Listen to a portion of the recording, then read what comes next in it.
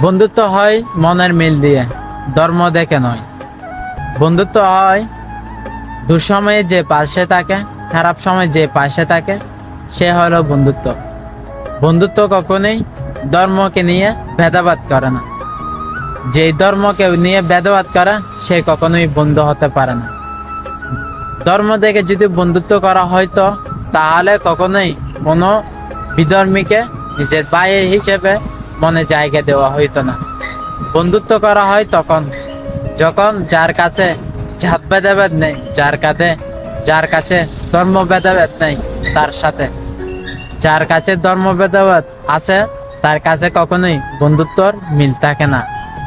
সেই বন্ধু যেই দুঃসময়ে পাশে থাকে, যে বন্ধু শত সমস্যার মাঝখানে এসেও সমাধান করে, সে হলো প্রকৃত বন্ধু।